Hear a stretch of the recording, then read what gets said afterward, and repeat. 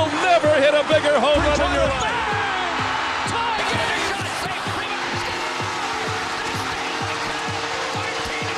We will see you tomorrow night.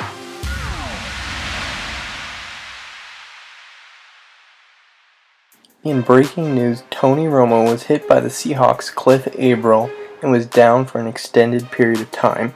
It seems like he may have hurt his back, the same back that he's had issues with before. Now, for the Cowboys fans, a little bit of good news is sources are saying that it is a minor injury, not a major injury, and that means so much for the Cowboys. He is the Cowboys, and without him in the lineup, you can see their record. They need him in the lineup in order for this team to become a playoff team. The CFL is a football league that's located in Canada. And yes, to many people that's what Canada looks like, but to football fans, that's what it looks like.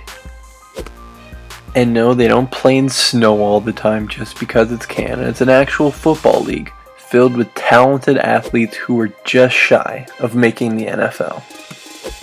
And that right there is the CFL Commissioner Jeffrey Orridge, who said he's in favor of Johnny Manziel joining his league.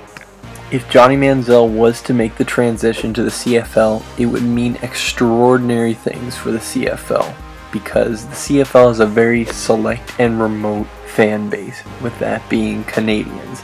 It does not get very much press and hype around the world. Johnny Manziel moving to the CFL would not only bring the spotlight to the CFL in the American market, but it would also bring more fans to the game, and it would just bring the game to a whole nother level. The Hamilton Tiger Cats own exclusive negotiating rights with Johnny Manziel, and personally I think that this would be a great move for Manziel. He could become one of the highest paid players in the CFL, and he would also be the most talented quarterback for sure. I think this would be a great move for his career, just a chance for him to stay relevant and just to earn a little bit of money. Do it! Up next, I want to talk about the new name for the Chicago White Sox ballpark. They're changing it from US Cellular Field to Guaranteed Rate Field. My opinion of this is I find sports to be a very almost sacred thing. You get a place like Fenway Park, or Joe Louis Arena, like places that don't have advertisements on the arena. And I find those places to be the most historic and the places that I want to go visit. Now, I understand why teams, obviously, with advertising, need to make money. But I find that some of these names are starting to get a little ridiculous with the companies that are purchasing the names for these fields. I feel like a team should take into consideration what company is offering the money, what the name is.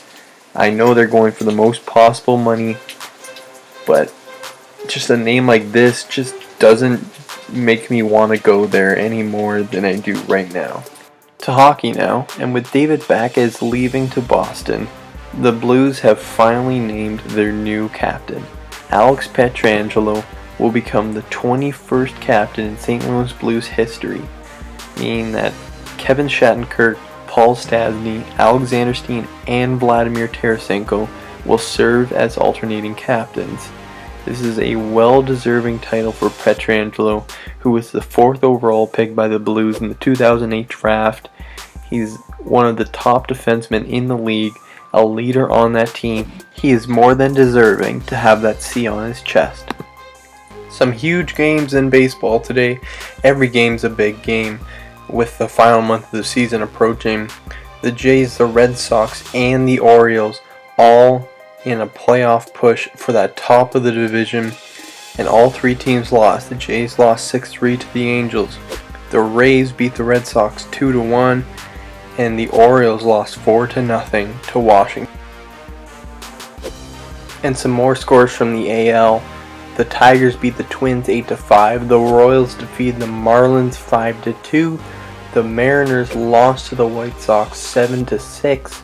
And then a matchup between the best two teams in the AL right now, The Rangers won 9-0. Only a few matchups in the National League today. The Mets beat the Cardinals 10-6. The Pirates got done extras against the Brewers 3-2. And the Braves defeated the Diamondbacks 3-1. And lastly, we go to LA, where Giants pitcher Matt Moore was 1 out away from getting his first career no-hitter when Corey Seager dropped a bloop single into right field, ending it with 2 outs in the 9th inning. It may have been a disappointing night for Matt Moore, but the Giants come out with a 4-0 win. So yeah, I hope you guys enjoyed this video. I'm going to try to do this as often as I can. I'm going to try to do it on a daily basis. This has been the Daily Sports Report.